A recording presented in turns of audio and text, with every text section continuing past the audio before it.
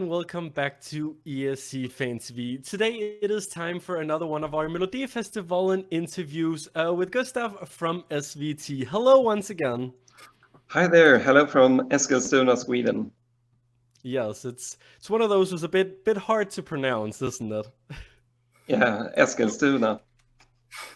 Yeah, so this week we have the Andra Chansen. We're going to find out the last of the songs going through. I think before I give it over to Elliot to give some questions, I just want to know, like, what's the whole idea behind Andra Chansen? Why did this become a thing in Melodifestivalen, if you know that is? Well, this started in 2002 when there was the tour concept started with the 4 heats, and then they had a concept called Vinnarnas val, the winner's choice, where former Melodifestivalen winners picked the last contestants for the final. To have like an expert jury to help the people voting, because the people were voting for the heats. And then eventually the people started to vote, so they called it the People's Choice, which was a bit odd because the people were also choosing in all of the previous heats.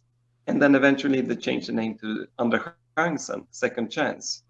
And in 2006 and a few years before this, they had always just screened the heat performances from the singers. And some singers who weren't completely happy with what they did in the heats, they would have liked the second chance because that's what we call the show. And also Melodifestivalen is immensely popular in Sweden, and you could do another show, another week, because this was on a Sunday after the 4th heat. So they decided in 2007 to start a real TV show, like a real arena show, like the heats and the final for the second chance as well. And it has been like this ever since.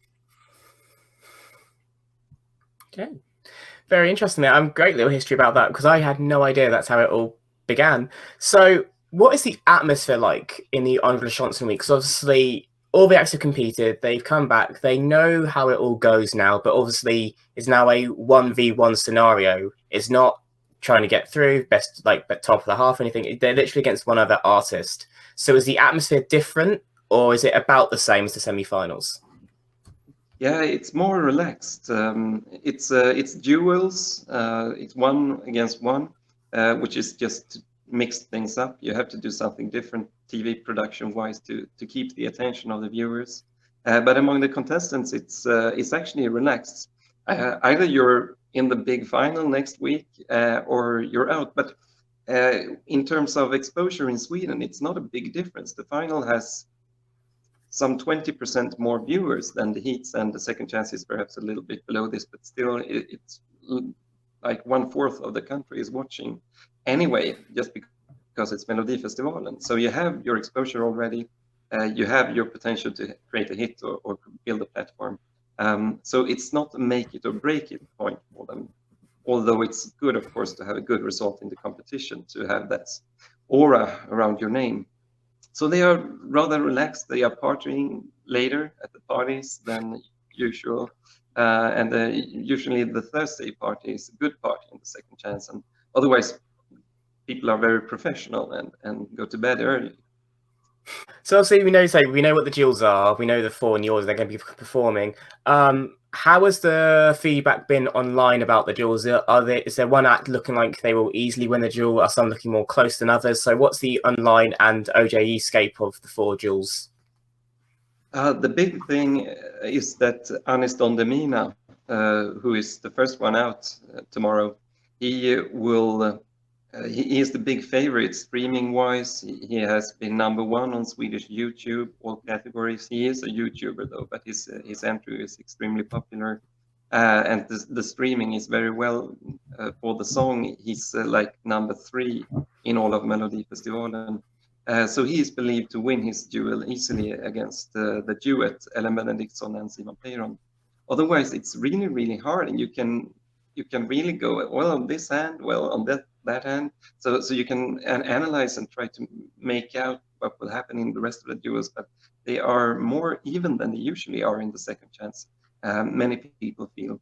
But we had an exit poll tonight with a clearer results. We had Anis Don Demina winning, of course, but we have Malou Prytz winning against Paul Ray in the second duel, and Felix Sandman winning by a good margin in his duel against Frida Örn. And then we have Mendes featuring Alvaro Estrella winning in the fourth duel against Drängarna, which was the closest duel, but it wasn't super close. But this is just an exit poll. It's the second chance, and we can look at streaming figures, Twitter polls. So there are many figures to look at, obviously.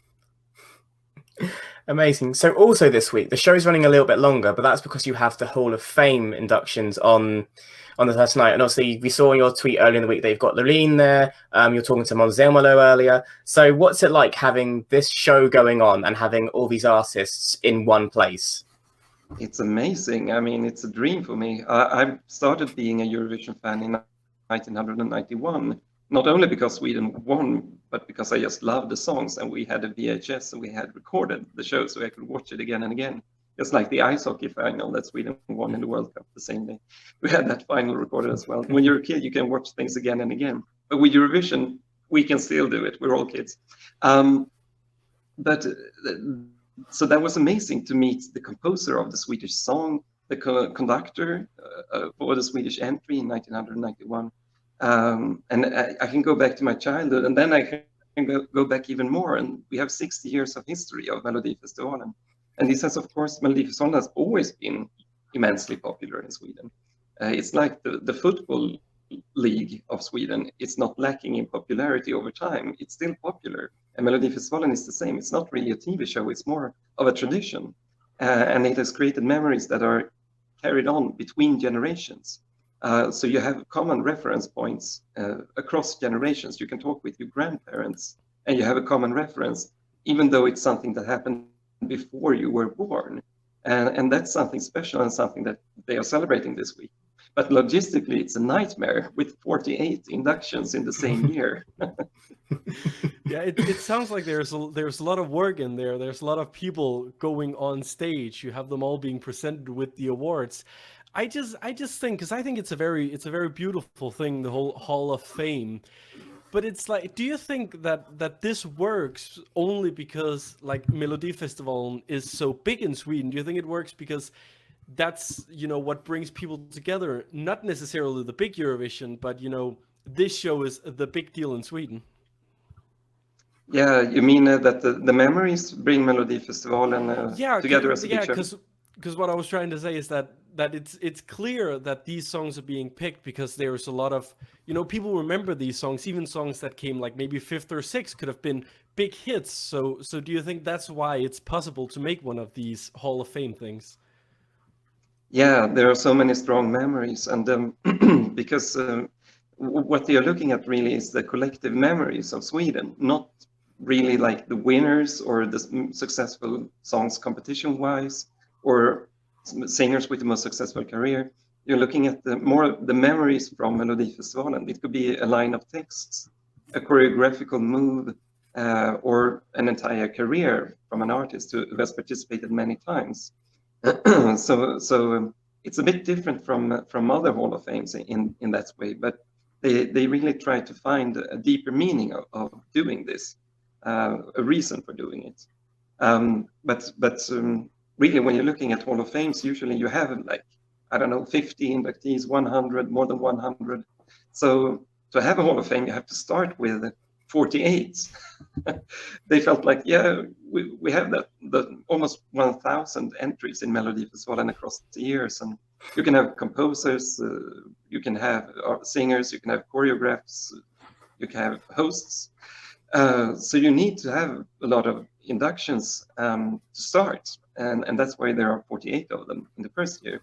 And it's a little bit, you have to be really you have to look attentively on the show to really catch everything as it happens.